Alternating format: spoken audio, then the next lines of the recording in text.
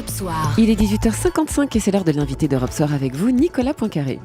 Et l'invité d'Europe Soir, c'est l'auteur de cette petite phrase qui a fait beaucoup de bruit hier. On n'arrête pas de rogner, de nous demander toujours plus, et à un moment donné, là, psychologiquement, cette rentrée au mois d'août était pour nous quelque chose d'inacceptable. Bonsoir Daniel Robin. Bonsoir. Co-secrétaire général du SNES, le principal syndicat enseignant du second degré. C'est vous qui avez dit ça hier. Psychologiquement, cette rentrée au mois d'août, c'était insupportable. Il s'agissait de la pré-rentrée qui devait avoir lieu le vendredi 29 août. Vous avez obtenu finalement qu'elle soit reportée au lundi 1er septembre. Mais cette phrase a choqué. On a reçu beaucoup de réactions à Europe 1. Vous en êtes conscient ?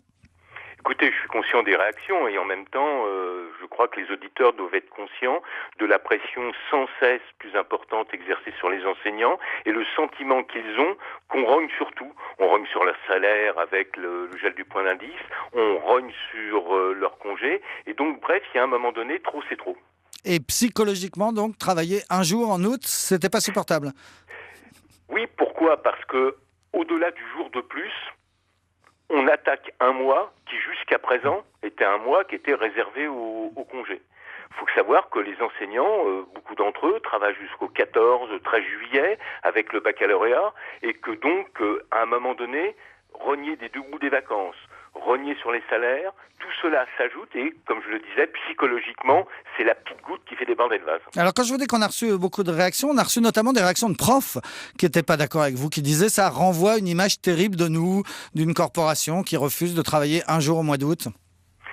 Oui, peut-être. Mais en même temps, prenons un autre exemple. Regardez, hier, il y avait une grève concernant les salaires où les profs nous exprimaient leur indignation par rapport au blocage de leurs salaires. Et en même temps, ils ont fait très peu grève en collège comme en lycée pour une raison qui est importante, c'est que ça faisait le 3e jeudi avec les jeudis des différents ponts qu'il y a eu, 1er mai, 8 mai, et qu'ils ne voulaient pas que leurs élèves soient pénalisés un jeudi parce que s'ils avaient 3 heures de cours avec eux ce jour-là, eh bien c'était 3 heures multipliées par 3 et donc par 4 avec cette grève. Donc ils ont une conscience professionnelle importante, mais en même temps, cette conscience professionnelle ne peut pas être instrumentalisée en permanence pour leur en demander toujours plus. Donc vous persistez et vous signez, vous ne regrettez pas votre petite phrase ? Je ne regrette pas ma petite phrase parce qu'elle est l'expression de ce que pense la majorité des enseignants. Et je suis, en tant que syndicaliste, celui qui est leur porte-parole. Alors finalement, on le sait, donc Benoît Hamon l'a confirmé à midi sur Europe 1. La pré-rentrée a été reportée au lundi 1er septembre. Lui parle de problèmes informatiques qui ont guidé son choix. Est-ce que vous avez l'impression que c'est plutôt sous votre pression ? Écoutez, il y a l'indignation exprimée par la majorité des enseignants qui a pesé, bien entendu, et le ministre, comme tout ministre, doit tenir compte de cela. Il y avait des problèmes un peu plus techniques, en particulier les nouveaux enseignants. Les faire rentrer le 29 août, alors que leur contrat de travail, je vais appeler ça comme ça, commence le 1er septembre, c'est un exercice compliqué, il y a des problèmes de responsabilité, en cas d'accident du travail en particulier, et donc il y a ces éléments-là qui sont aussi des éléments techniques qui ont un peu pesé sans aucun doute dans la décision du ministre. Ouais, lui il parle d'un problème informatique qui aurait empêché de faire les feuilles de paye pour les 40 000 nouveaux enseignants qui... Voilà, mais c'est pas simplement un problème de feuilles de paye, c'est qu'il faut les payer.